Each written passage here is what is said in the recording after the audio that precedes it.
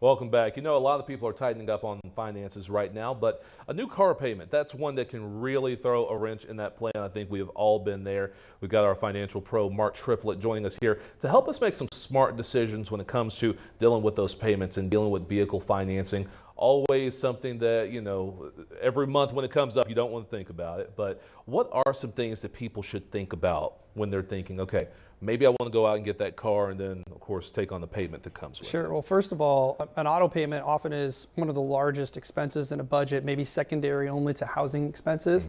And once you've committed to that, signing the dotted line, that can eat up that chunk of your budget for years to come.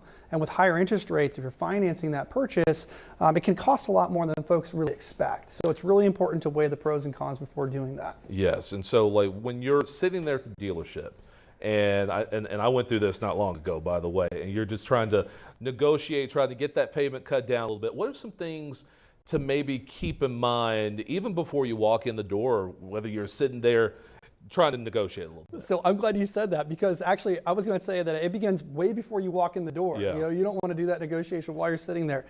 First of all, I always like to tell folks, start with a budget, your household spending plan, we call it. You can download a copy of our spending plan on our website, but make sure that you can determine what kind of payment fits into your budget first. Then from there, you can start to look at what automobiles might fit into that, depending on the category you're looking for. Once you've done that, narrow that down, now use the internet to your advantage. Look for that particular vehicle, maybe in an acceptable range of years, whether it's new or used, certain number of miles that you're comfortable with, if it's a used vehicle, and find those in maybe a 50 to 100 mile radius that you're comfortable negotiating with. Find those and then reach out to those dealerships first and say, hey, I'm looking for this vehicle. I've got these options here. This is what I'm looking for, and get them to work with you and maybe even for you.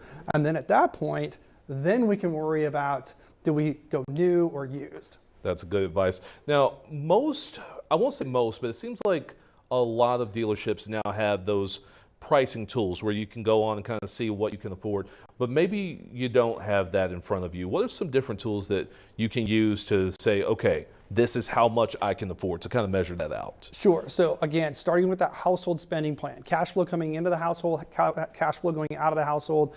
Hopefully you've got some discretionary spending there then that you can determine that it makes sense that if you're going to buy a vehicle, you could use that. Let's say it's $500 a month. I always tell my clients that at that point, let's knock that down by 20%. So our budget is really $400 a month, because it always seems there's overrun costs, things we didn't expect. And then at that point, we can look for that vehicle in that price range, depending on whether we're going to finance it, how many years we're going to finance it, and then we can start looking for the make, model that we're looking for, and whether we go new or used.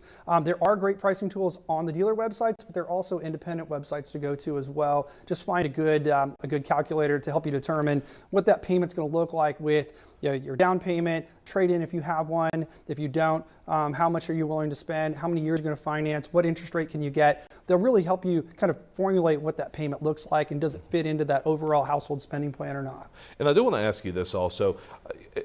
This kind of seems obvious that there are a lot of cons to having a payment. I think we all feel that every month.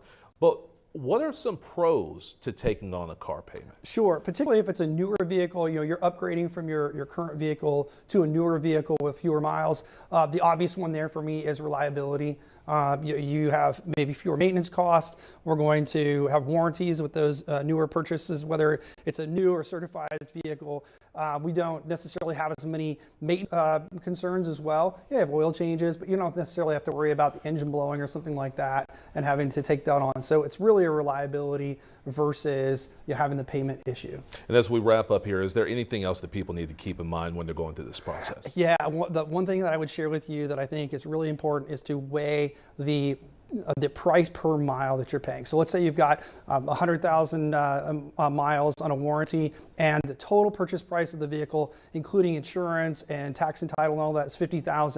Just divide that 100,000 by the $50,000 price tag. Now, can you find a used vehicle for maybe with 80,000, 20,000 miles on it, 80,000 left? Well, then I don't want to pay more than $40,000 for that particular vehicle. Otherwise, it would make more sense to go with the new vehicle. So there are some tricks there to determine, should I go new or should I go used, and then help you with the negotiation process when it comes time to work with the dealer. Always bring this good advice, Mark. Thank you. Thanks for having me. You bet.